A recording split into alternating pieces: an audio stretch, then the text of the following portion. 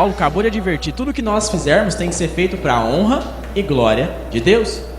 É para Deus. Então, se eu estou fazendo algo que faz o irmãozinho tropeçar, tem algo errado, porque ele está pecando, e o pecado é algo grave. Então eu devo me atentar para isso, para que aquele irmãozinho não peque, e temos outros objetivos. Paulo tinha um objetivo maior. Por que eu faço tudo isso? Para que outros sejam salvos. Muitas pessoas são evangelizadas não pelo folheto, não pela palavra de Deus, mas pelas nossas vidas. O nosso testemunho conta muito, e nós devemos atentar para isso. Nós recebemos a carta aqui do pastor Guaraci. Ele se encontra em Boquim, no Sergipe. Então, para que nós estejamos familiarizados onde fica Boquim, eu pus aqui uma foto. Não é a primeira vez que eu tenho mostrado a Boquim. Está ali, né, no Nordeste. E aqui você vê o estado do Sergipe e a capital Aracaju. Então ele fica uma certa distância também. É bem no interiorzinho mesmo. E ele tem feito um trabalho muito legal lá. Na carta anterior ele tinha relatado sobre conversões, né, do trabalho dele. Alguns irmãos com dificuldade em relação à bebida. E dessa vez ele também relata sobre novas conversões e sobre a visita de alguns pastores. Opa, só um momento. Vou ver se agora eu acerto aqui. Então, está aqui o pastor com sua família, o pastor Guaraci. Ele fala: só temos a agradecer a Deus pelo seu amor, misericórdia e cuidados, usando os irmãos e sendo bênção nesse campo missionário do Nordeste brasileiro.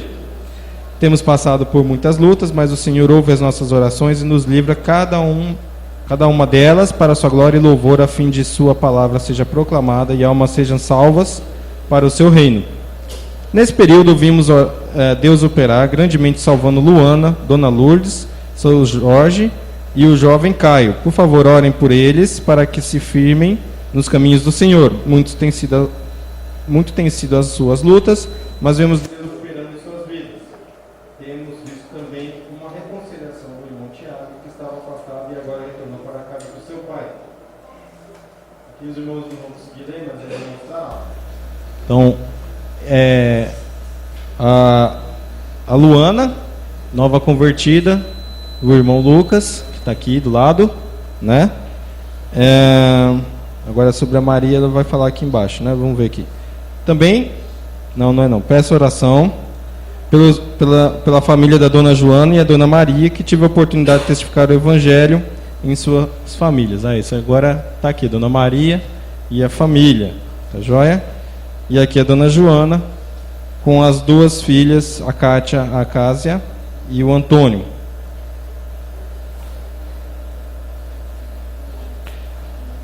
Aqui, irmãos, só um resumo que eu vou fazer, né? O pastor Carlos, conhecido aqui de alguns, juntamente com o pastor Reinaldo, eles são os... O pastor Reinaldo é o presidente da AME, que é a Associação Missionária Independente, e eles estiveram lá. Então ele relata, né, a gratidão de tê-los ali no ministério lá em Boquim, né? Então aqui está aqui ele pousando, né? Que o pastor Carlos, né, o irmão Givaldo, o pastor Reinaldo e o pastor Guaraci. Ele também relata sobre a dona Rose, que ela é da APEC, e que eles estão também planejando fazer um trabalho ali. E, por último, eles citam o terreno que eles estão querendo construir. Numa carta anterior também ele tinha relatado sobre o terreno da igreja, que eles querem fazer uma igreja lá, e que eles receberam uma oferta já de 3 igrejas, mas ainda falta um tantinho aí para eles comprarem o terreno. Então vamos orar por ele, só por um resumo então, aqueles novos convertidos. Ele não relatou nessa carta, mas na anterior, sobre aqueles que estão em dificuldade ainda, né, naquele crescimento espiritual. E também pela oportunidade, de repente, de terem um terreno, construírem uma igreja para eles lá.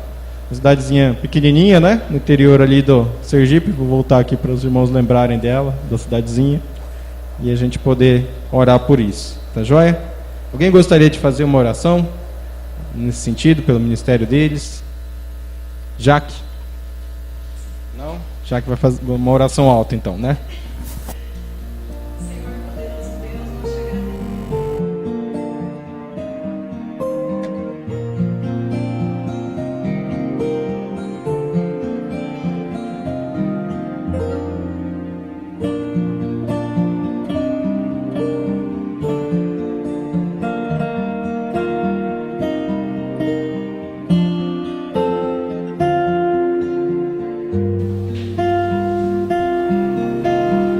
Mateus capítulo 5.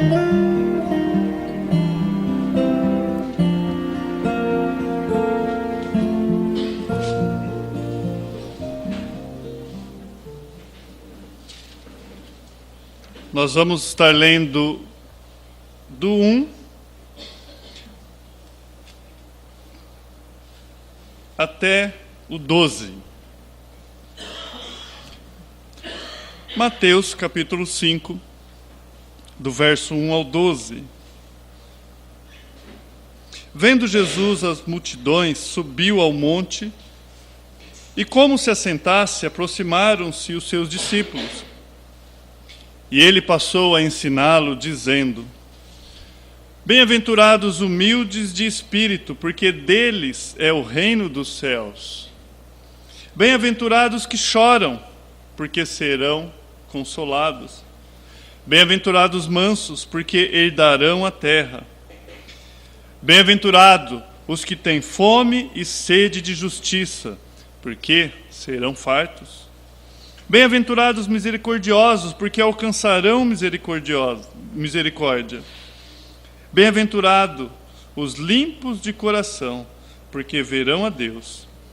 Bem-aventurados pacificadores, porque serão chamados filhos de Deus. Bem-aventurado os perseguidos por causa da justiça, porque deles é o reino dos céus. Bem-aventurados sois quando por minha causa vos injuriarem e vos perseguirem, e mentindo disserem todo o mal contra vós. Regozijai-vos e exultai, porque é grande o vosso galardão no céu, pois assim perseguiram os profetas que viveram antes de nós. Vamos orar essa noite?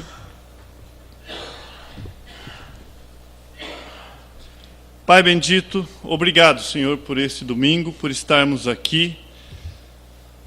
Ó Deus, como nós terminamos de louvar, haverá um dia em que nós estaremos junto a Ti eternamente. Hei de ver meu Redentor, esse é o nosso desejo. Ó Pai, como nós louvamos ao Senhor, deve ser dado toda a glória, e que assim seja. Ó Pai, mas por graça, pelo Seu grande amor, pela Sua infinita misericórdia, ó Deus, nós Te suplicamos, abra nossos corações essa noite, fale conosco.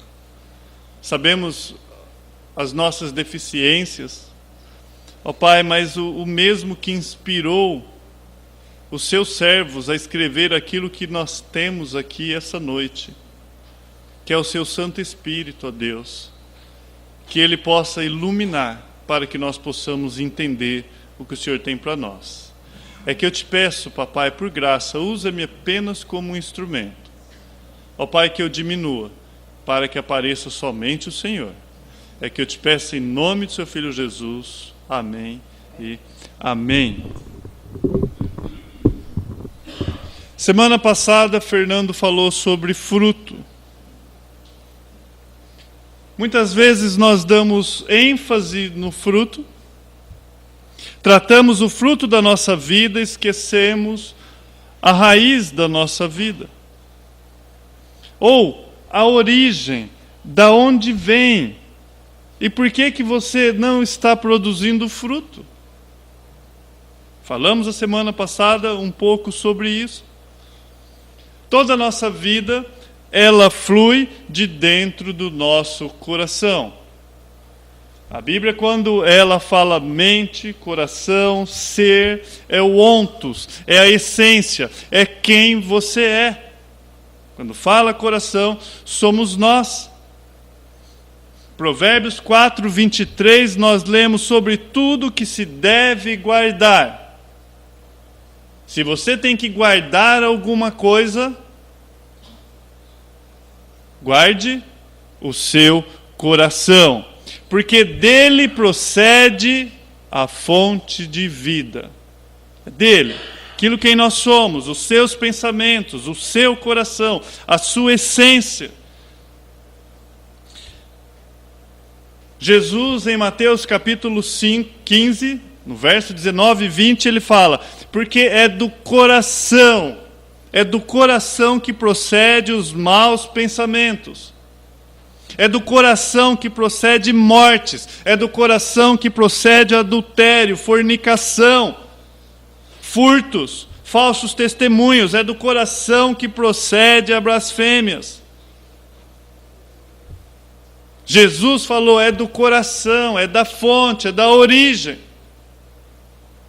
E às vezes nós estamos preocupados com o exterior e esquecemos o interior do copo. E quando nós vamos na fonte, analisamos a nós mesmos, talvez vai haver uma explicação por que essa árvore não está produzindo. Governar os nossos corações é governar o restante, é governar a nossa vida,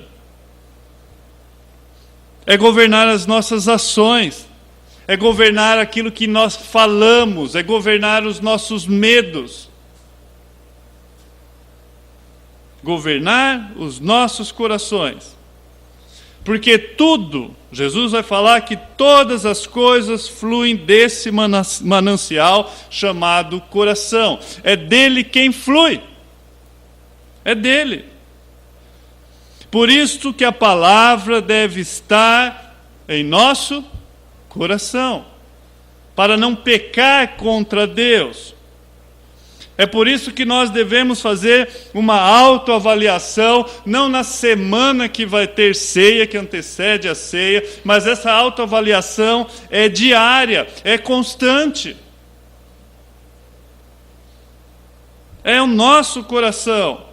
Uma vida de autoexaminação, onde examinamos nossos próprios motivos, a origem daquilo que você vai fazer, a motivação, o porquê que você está fazendo. Onde examinamos nossos próprios motivos, nossas ambições, nossos zelos, nossas afeições, o porquê e para quê. E você vai se surpreender que há pessoas que o amor que ela tem para o marido é o mesmo que ela tem pelo cachorro. Se surpreender, que ela choraria tal qual um pelo outro e talvez ainda ficaria pelo outro. Quando nós nos avaliamos, analisamos qual é a nossa motivação, talvez você se surpreenda, que aquela pessoa não é que ela ame a outra, ela quer aquela pessoa ao lado dela porque faz bem a ela, então ela ama ela mesma. Então você vai ter algumas respostas e vai se surpreender com isso. Qual a sua motivação? E eu quero essa noite trazer para os amados, trazer para os meus irmãos, um prisma, uma ótica da forma que como Deus te olha. Como que Deus me olha. O homem olha o que está diante dos olhos. Deus olha o coração. Então, como que Deus nos olha? Nós devemos ter uma vida de autoexaminação, não para benefício próprio, a fim de um bem-estar. Algumas pessoas vão na Bíblia, tão egoísta como um egoísta pode ser. Ele pega a palavra de Deus como se fosse um livro do Harry Potter e vai encontrar algumas palavras mágicas que vai trazer a bênção para ela. Não há uma identificação de que você pertence a esse povo. Está falando da sua família que já se foi, alguns que virão estar aqui. Está falando de você no último dia lá junto com o seu Redentor, junto com Deus. A sua história está contida aqui. É muito mais do que um livro de magias. É muito mais que isso. Então, a mesma coisa, você deve fazer essa autoexaminação, não para um benefício próprio, no sentido, eu vou ficar melhor, vou me sentir melhor, como se eu fosse falar um mantra ou fazer algum tipo de exercício que vai me trazer um bem-estar. Não para isso. A Bíblia ela não está promovendo ou vendendo um produto. A Bíblia ela passa instruções certas e exatas.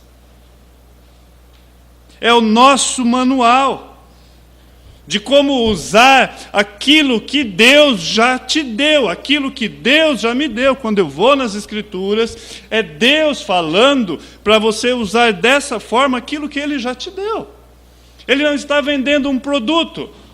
Olha, você pode aceitar que isso é bom, vai por mim, olhe fulano, a vida dele. Não é isso.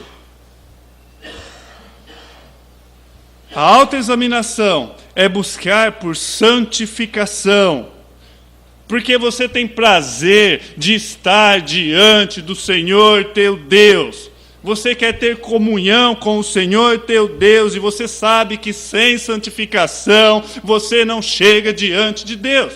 Não tem como agradar a Deus. Hebreus 12:14, todos conhecem. Sem a santificação ninguém verá o Senhor. Então você tem esse desejo de ter comunhão com o seu Pai, o Espírito Santo te constrange, o amor de Deus me constrange. A minha luta contra o pecado é intensa, e todos os dias eu quero fazer o que é certo. Eu ouço a palavra e na segunda-feira aquilo que eu ouvi eu já estou fazendo de errado. Eu troco o culto por coisas que são irrelevantes. Eu consigo marcar uma data e hora com um programa de televisão, mas eu não consigo ter uma fidelidade em estar com os meus irmãos na casa do Senhor. Eu não consigo sentar e ouvir uma roda de pessoas falando e abrindo o coração das suas ansiedades, dos seus desejos, dos seus medos. A Débora, terça-feira no carro, falou: pai, o bom de vir orar é que eu vejo que eu praticamente não tenho problemas. A gente pensa, né? Quando você vai vendo, mas você tem esse desejo de ter comunhão com Deus, desejo de ter comunhão com o próximo, porque isso faz parte da sua nova natureza. Então nós nos examinamos, nós queremos ter essa comunhão. A palavra de Deus, lá em 1 Coríntios, capítulo 11, 31, naquele contexto da ceia, Paulo, ele vai falar assim: mas se nós nos examinássemos a nós mesmos, não receberíamos juízo. Quando, porém, somos julgados pelo Senhor, estamos sendo disciplinados para que não sejamos condenados com o mundo. Paulo está falando o seguinte: olha, o examinar a si mesmo é você verificar a sua vestimenta. E você está em plena guerra e às vezes num ato infantil, inconsequente, você está vestindo a veste do inimigo e você passa a estar na ira de Deus. Você passa a estar na direção daquilo que é juízo de Deus. Por isso que Paulo fala: se vocês examinam a si mesmo, você não recebe juízo. Porém, quando somos julgados, Deus, Ele está nos disciplinando para não sermos condenados com o mundo. Ele está te tirando, Ele fala: filho, aqui não, porque se você ficar aí, eu sou obrigado a te destruir. É para o seu próprio bem, saia da frente, e Ele vai te corrigir. Mas antes dele te corrigir, Paulo fala: não precisa chegar a essa correção se você se examinar a si mesmo. Se você verificar que a roupa, que a vestimenta é outra, você está com a roupa esquisita. Não é, essa veste não entra. É isso que ele está dizendo. Nós devemos verificar se nós não estamos sendo muito amiguinhos íntimos do mundo. Amigos do mundo, inimigos de Deus. E Deus vai corrigir.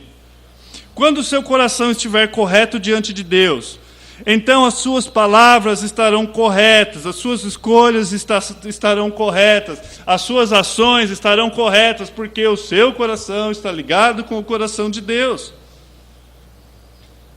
Mateus 5, aqui ele é o início o início do ministério público do nosso Senhor Jesus Cristo. No capítulo 1, você inicia lá, quando você abre Mateus capítulo 1, você vê a genealogia. Ali fala do nascimento de Cristo, vai falar que quando Maria estava desposada, ela achou-se ter concebido pelo Espírito Santo, e aí continua. No capítulo 2, ali você vai ver os magos do Oriente, você vai ver Herodes, perseguição e a fuga dos pais de Jesus para o Egito. No capítulo 3, nós somos apresentados a João Batista, e ali nós temos Jesus sendo batizado. No capítulo 4, você tem a tentação de Cristo, e aí sim, o início do ministério de Jesus Cristo. E ele inicia o ministério, lá no capítulo 4, verso 16, 17, você lê: desde então, a partir daquele momento, Jesus começou a pregar, a dizer: arrependei-vos, porque é chegado o reino dos céus. E percorria Jesus toda a Galiléia, ensinando nas sinagogas, pregando o evangelho do reino, curando as enfermidades, todas elas entre o povo. Está lá no verso 23. Então a mensagem que irrompe, a mensagem que inicia o ministério de Jesus, o ministério público, é uma mensagem de arrependimento. Arrependa-se, arrependa-se. Então, o que é ser um arrependido? Quando nós entramos no capítulo 5, você é apresentado o maior sermão pregado por Jesus Cristo. O Sermão do Monte. A partir dali, agora ele vai começar esse sermão. Estamos diante também do maior pregador, do maior expositor que já viveu entre os homens, Jesus Cristo, Filho de Deus. É Ele quem você vai ouvir, é Ele quem vai pregar para você, é Ele quem vai iniciar este sermão do capítulo 5. Da onde vem esse sermão? Vem direto do céu, o único apto a dar uma real interpretação da lei. É Ele quem vai interpretar. É Ele. Ele começa o seu sermão com palavras graciosas, ele começa com palavras de bem-aventurança. E ele vai falar: bem-aventurado, bem-aventurado, bem-aventurado, bem-aventurado. Por 9 vezes, em 8 bem-aventuranças, ele vai usar esse termo. Porque ele veio para que nós tivéssemos vida e vida em abundância. Ele veio para abrir as janelas do céu e derramar bênção e bondade e graça sobre o povo, o seu povo. Apresentar o Deus ao povo. Então foi aberto a comunicação. O Deus nos visitou. E assim, ele define para nós aqueles que vão entrar. Aquelas pessoas vêm chegando. E ele vai dar uma definição daqueles que vão entrar no reino dos céus. Ele vai dar uma definição daqueles que entram no reino de Deus. Não são aqueles que simplesmente estão nos templos. Não são aqueles que estão em seus rituais religiosos. Olhando a forma exterior, ele já vai começar diretamente confrontando isso, porque a religião da época era totalmente exterior, era uma demonstração. Os que iriam adentrar ao reino são pessoas cujos corações se prostram diante do Deus vivo. Arrependei-vos era a mensagem. Aqueles corações tinham que ser quebrados. Era um arrependimento. aqueles que exercitaram a fé no Evangelho de Jesus Cristo. Era o crer, vinha do coração. Não era algo que aqueles judeus pudessem fazer diante dele para provar a sua fé. Era algo interno, não era algo externo. O confronto já nasce aí, diante daqueles que estavam acostumados a fazer suas orações em praças públicas, em colocar vestimentas diferentes, em querer ser e aparecer. Jesus já chega e fala: eu estou de olho no seu coração. Se quebra, arrependa-se, arrependa-se. Ele já começa com esse sermão. Que contraste! Começa com Deus visitando o coração do próprio pecador. Fico imaginando o olhar do nosso Cristo. Que autoridade Ele tinha e Ele tem para perscrutar, para olhar, para analisar o nosso coração. Aquele que anda no meio das igrejas não tem uma opinião, ele tem um diagnóstico da sua igreja. E igreja não é prédio, igreja sou eu, é você. O diagnóstico, quando falamos que Jesus tem os olhos de fogo dele, que tudo vê, ele vê o seu coração essa noite. Ele vê. Isso é bom e isso é ruim. Bons para uns, ruins para outros. Mas é bom para quem é ruim, porque você não precisa sair daqui ruim. Você pode se consertar. Que contraste com a religião dos fariseus, que era somente aparência externa. Uma religiosidade externa, uma religiosidade superficial, sem raiz, sem frutos, apenas folhas, adoração vazia. A folhagem era bonito. Que contraste! Em choque com tais pessoas quando Jesus nos chama aqui e eles lá para uma sondagem no seu coração. Podemos? Eu não posso fazer isso. Mas Jesus, passando um raio-x no seu coração hoje, o que ele encontra? O que ele encontrou no coração daqueles fariseus?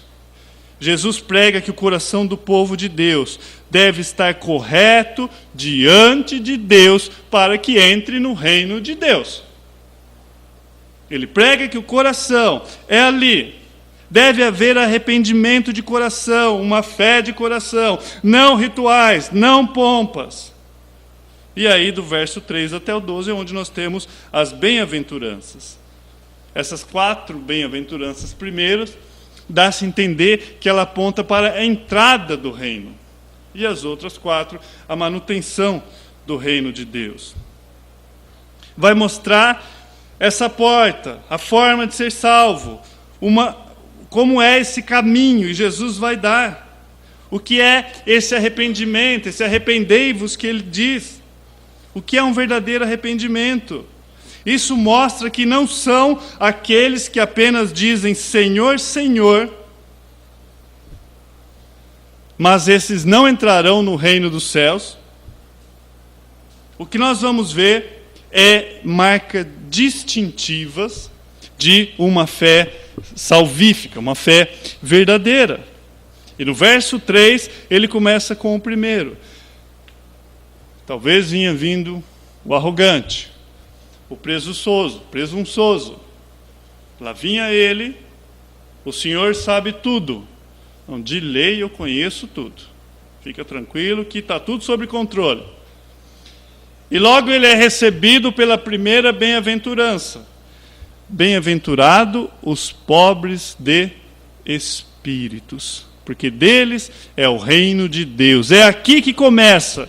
Quando eu enxergo que pequei, quando eu enxergo que estou destituído da glória de Deus, quando eu declaro falência espiritual diante de um Deus santo, santo, santo que está nos céus.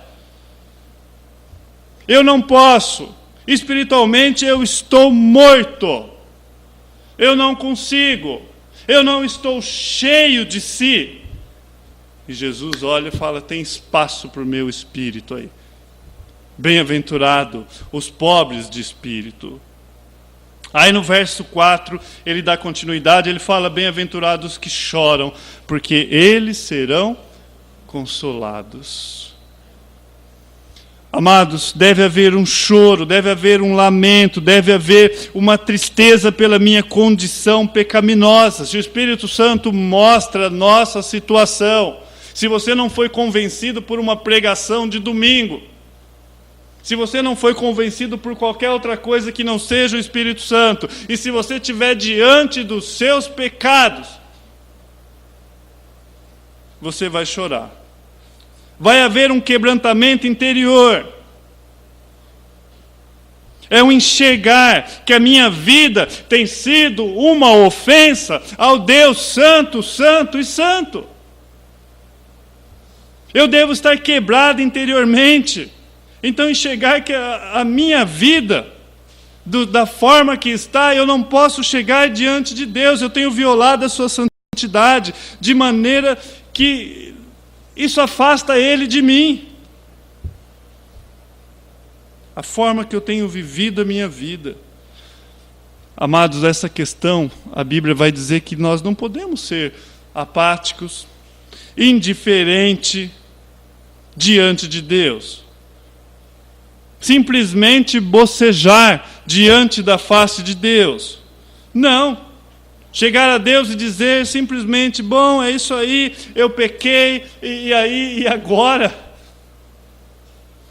Aquele que reconhece a sua incapacidade, aquele que é pobre de espírito, aquele que há verdadeiro arrependimento, naquele existe verdadeiro arrependimento, aquele que é dentro do reino de Deus, existe um profundo quebrantamento.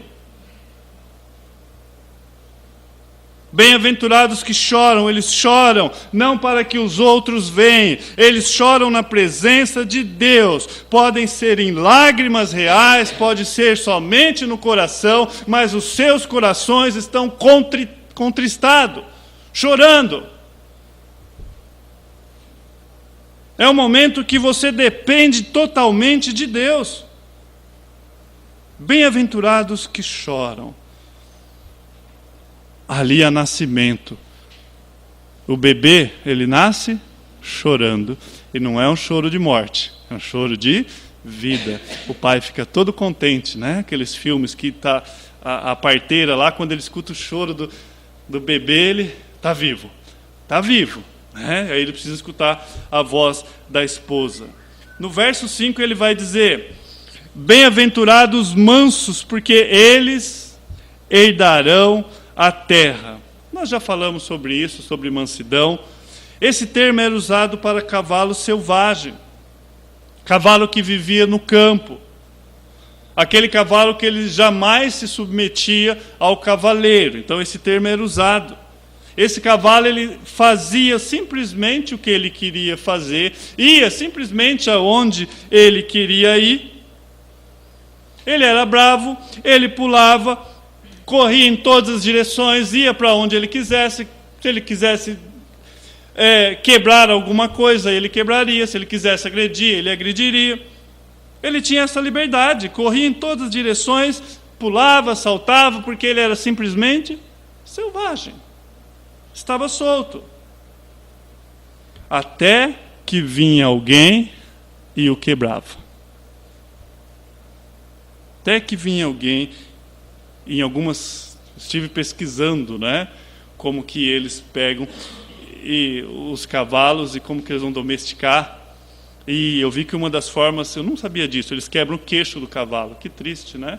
Porque daí ele sente a dor e aí ele vai. Aí tinha lá alguém falando de uma técnica que não quebra o queixo, mas os antigos quebravam o queixo do cavalo. Mas até que vem alguém e o quebra. Só que não vai quebrar as suas pernas, o seu queixo. Vai quebrar o seu espírito selvagem. Entende? Vai quebrar o seu espírito selvagem. Agora, este cavalo, ele está manso. E o que vai acontecer com ele? Ele vai se sujeitar ao cavaleiro.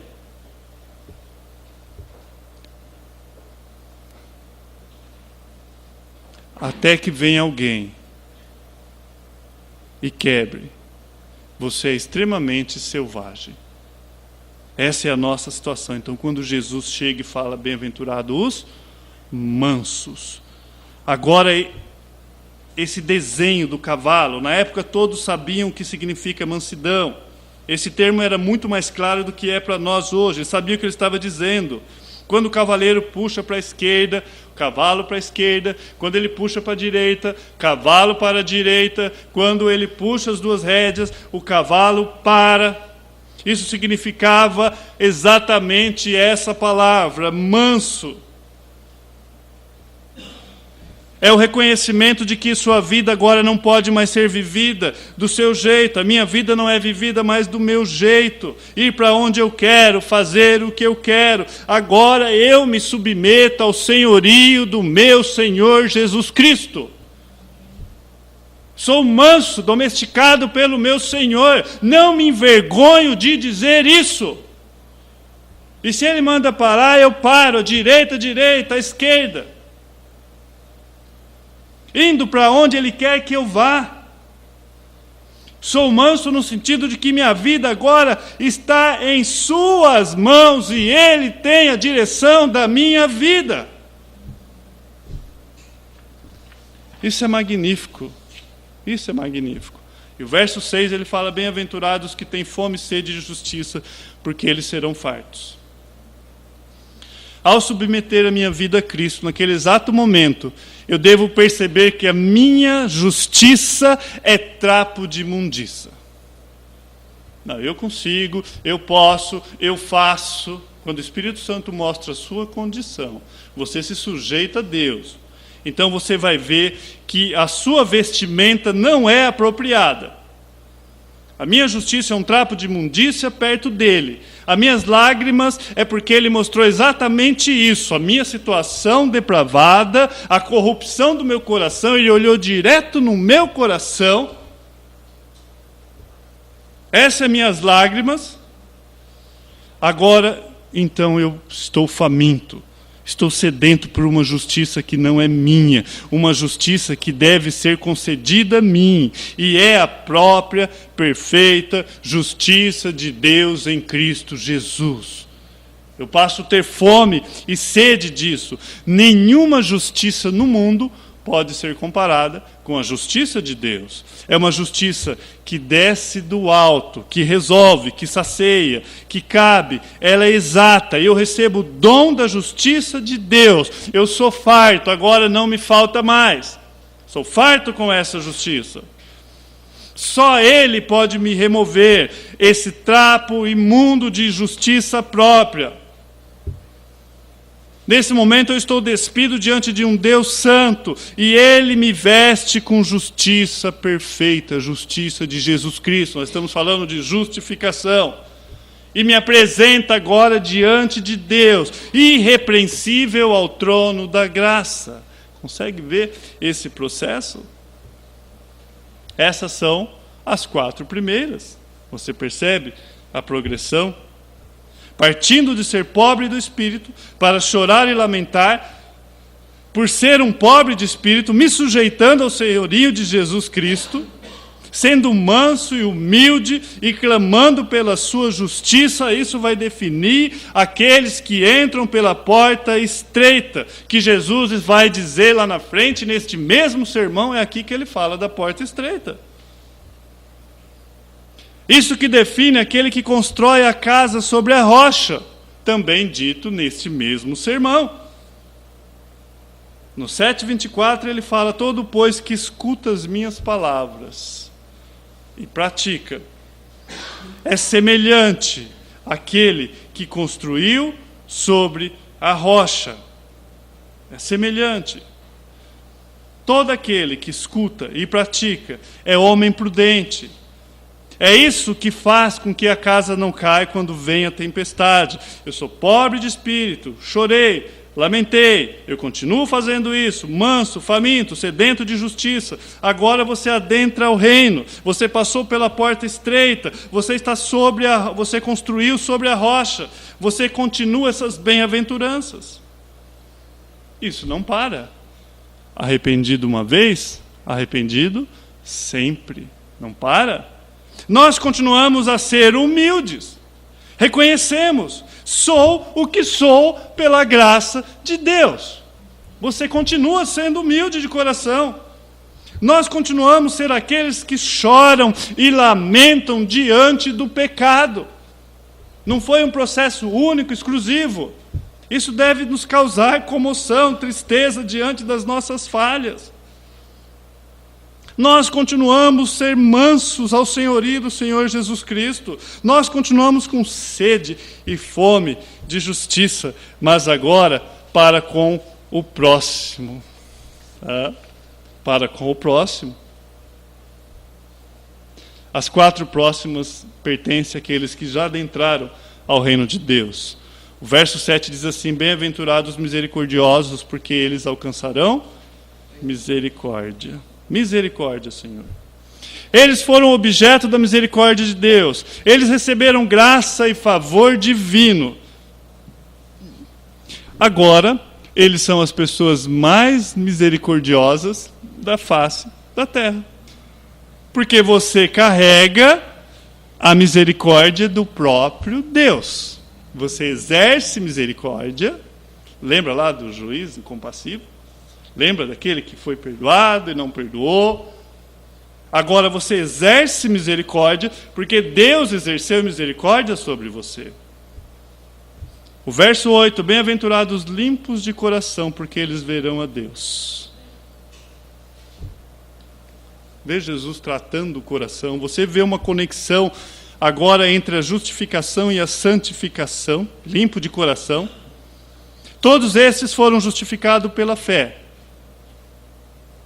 E eles agora começam uma busca pela santidade. A justificação torna nossos corações puros diante de Deus. Mas, o dia a dia, nós sujamos os nossos pés. Jesus, lá em João capítulo 15, verso 12, ele diz: vós já estáis limpos pela palavra. Mas se você volta lá em João capítulo 13, quando Simão roga: Jesus, que o Senhor não lava somente meus pés, mas as minhas mãos, a minha cabeça. O que Jesus explica para Pedro? Quem se banhou não precisa se lavar. Apenas os pés, porque o corpo está limpo. Você já está preparado. Você já está lá com o seu nome. É lá. Mas a nossa andança por aqui, é aí que entra a autoexaminação. É aí, nós sujamos os nossos pés. E aí você fala: e onde entra Cristo? Totalmente nós dependemos dele.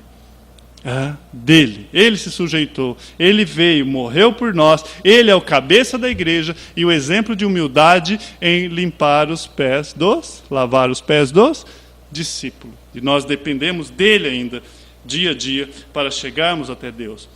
O verso 9: bem-aventurados pacificadores, porque eles serão chamados filhos de Deus. A palavra de Deus nos chama de embaixadores, reconciliadores. É aqueles que procuram trazer as pessoas que estão inimigas, ou em inimizade com Deus. Nós temos isso lá em 2 Coríntios, no capítulo 5, o verso 20. Nós já aprendemos sobre isso, embaixadores de Cristo. Naquele contexto, Paulo fala de sorte que somos embaixadores de Cristo, como se Deus por nós nos rogasse. Rogamo-vos, pois, da parte de Cristo, que vos reconcilieis com Deus. A partir de agora você é um pacificador. Você estava em guerra com Deus. Foi feito agora a reconciliação. A reconciliação ela vem através do Evangelho e nós levamos a paz através do Evangelho. Então aí onde você começa a levar o Evangelho, o resultado é a paz com Deus, a paz com o próximo e a paz interior. As três andam juntas. As três andam juntinho. Você está sem paz essa noite? O que te incomoda? A principal ausência de paz era com Deus. Isso já deve ter sido resolvido. Se não, você pode resolver ainda essa noite. O Espírito Santo falando no seu coração: sou pecador, sou pecadora, dependo totalmente de Cristo Jesus em me colocar vestes novas. Eu creio que era para mim estar naquela cruz, pagar o preço, ele morreu por mim, e a obra dele magnífica lá na cruz, em meu lugar, me coloca diante de Deus. Você não precisa sair daqui em guerra, com Deus. A segunda paz, nós sabemos, paz para com o próximo. Aquele que diz que ama a Deus e odeia o seu irmão, não conhece a Deus. É mentiroso. João vai falar isso lá nas suas cartas. Então, se você está em paz com Deus, naturalmente você vai estar com o irmão. Naturalmente. E também essa terceira paz, não nessas duas últimas ordens, é a paz interior. Eu tenho paz. Jesus chega e fala, eu te dou a minha paz. Não como o mundo lhe dá. A minha paz é diferente. Aí Paulo vai chegar lá em Filipenses 4, a paz de Deus excede todo entendimento. E tem muita gente, amados, Jesus Cristo fala de um grupo de pessoas que passam uma vida inteira buscando a verdade sem conhecer. Que triste. Você já imaginou alguém passar uma vida inteira buscando sem conhecer? E há pessoas que elas vão na Escritura e, na verdade, usando de forma incorreta, olhando para si mesmo, e ela não vai encontrar essa verdadeira paz. Sabe por quê? Porque ela está tentando a paz no seu intelecto. Ela fala, eu não entendo isso. Aí ela vai lá em Romanos capítulo 12, Deus fala que nós devemos andar segundo a fé que Deus repartiu para cada um, naquela porção de fé que Deus te deu. Já deveria haver paz, mas você acha que você vai ter que fazer um seminário, ser pastor, aí sim eu alcanço a paz. Não, amado. Você já tem paz com Deus no momento que você creu no Evangelho. Naquele momento, a Bíblia fala que o Espírito Santo habita em nós.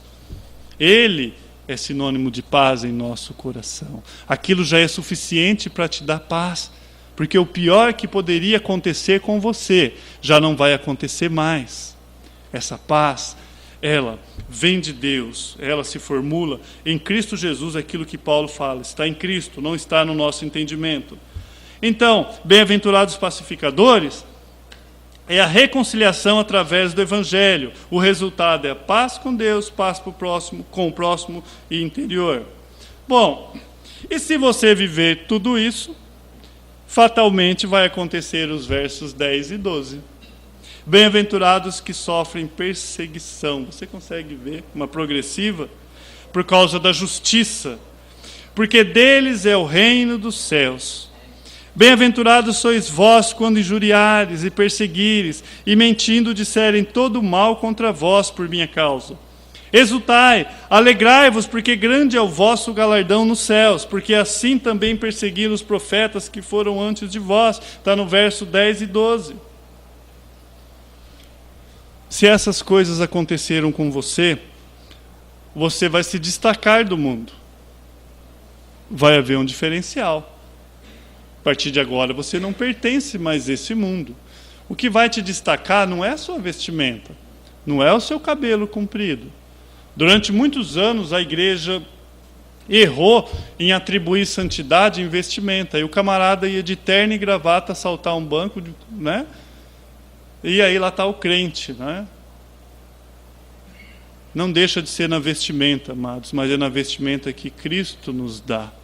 É nessa vestimenta que nós temos o cristão. O resto é decência e ordem, natural da nova natureza. Então eu vou pôr uma vestimenta que se adequa, não só para mim na igreja, mas para que eu viva em qualquer lugar. Em qualquer lugar. Então você vai se destacar no mundo.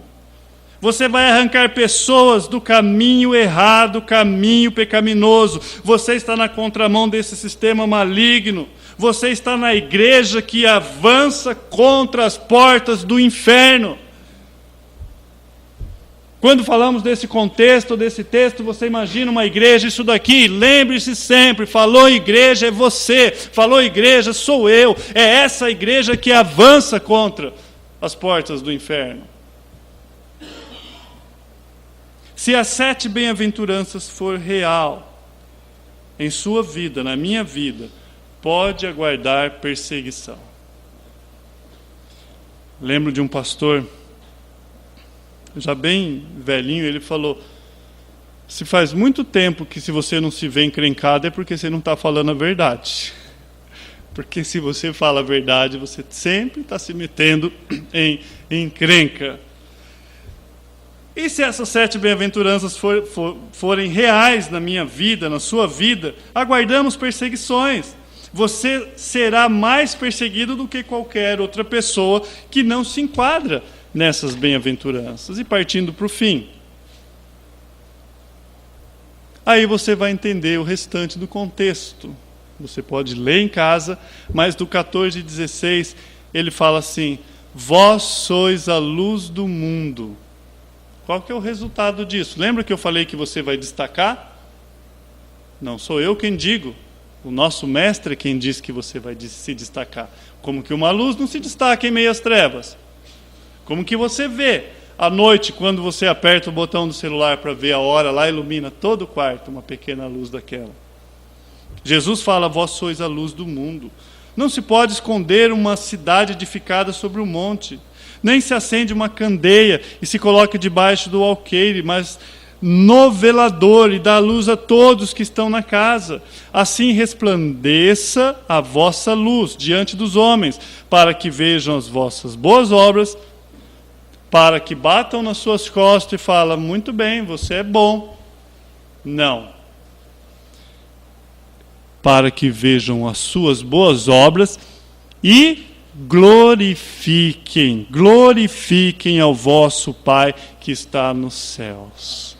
Quando uma pessoa olha as suas boas obras, não é para bater no seu ombro e falar: olha, você é bom. Não se permita isso. Não. Bom é Deus. Olha, eu sou igual a você. Se eu não faço isso, é por graça. Eu posso te ensinar o caminho. E toda essa ênfase dessa passagem está sobre o coração. O cristianismo é a religião do coração. É o que Jesus está buscando de nós essa noite. Ele busca o seu coração. É com o seu coração que você conhece e ama a Deus. Nasce ali, com a sua boca você fala, mas é com o coração que você crê. É com o seu coração que você toma decisões na sua vida. Seu coração que dirige seus passos. Por isso que Deus age no seu coração, que é para você dar os passos corretos. É com o coração que você pensa, sente, decide. Porque Deus não vê como o homem vê. Deus olha o coração. Provérbios 4:23 nós a lemos: acima de tudo, guarde o seu coração. Guarde o seu coração. Seja o que for a sua vida, ela flui do seu coração. Quer um exemplo? Mateus 12:34. A boca fala, o coração está cheio. Flui da onde? Do coração. Governe o seu coração através do poder de Deus e você governará a sua vida. Moisés disse: amará o Senhor teu Deus de todo coração. Ame ao Senhor teu Deus de todo o coração. Jesus disse que o maior de todos os mandamentos é amar o Senhor teu Deus de todo o seu coração, de toda a sua força. A igreja em Atos 2:46, a igreja se reunia com alegria e singeleza de coração. Paulo diz que a verdadeira adoração, os cânticos que vêm do nosso lábio, Efésios 5:19, vem do coração. Colossenses 3:23 fala: e tudo quanto fizerdes, fazei de todo o coração, como ao Senhor e não como a homens.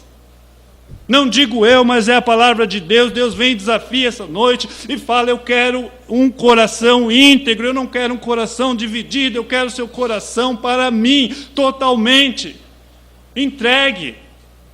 E veja o que eu posso fazer, veja o que eu irei fazer para a minha glória. E tudo, não é algumas coisas, tudo que fizeres, fazei de todo o coração, aplica-se aquilo como ao Senhor. Hebreus 3:12 vai falar: vede, irmãos, que nunca haja em qualquer um de vós um coração mau, infiel, para se apartar do Deus vivo. O autor de Hebreus está tratando o coração, infiel, mau.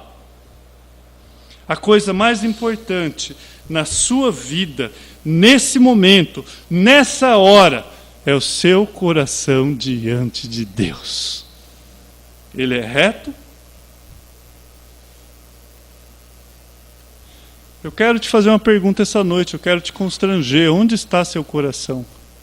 O seu corpo eu sei onde está. Eu estou vendo, um por um. Onde está o seu coração? Onde está? Deus não falou onde está o seu corpo, está o seu tesouro, mas Ele disse aonde está o seu coração, ou aonde está o seu tesouro, vice-versa, da forma que você fizer, é ali que está aplicada a sua vida. Eu pergunto, onde está o seu coração essa noite? Jesus disse aos fariseus em Mateus 15:8, vocês me honram com os seus lábios, mas os seus corações estão a quilômetros de mim.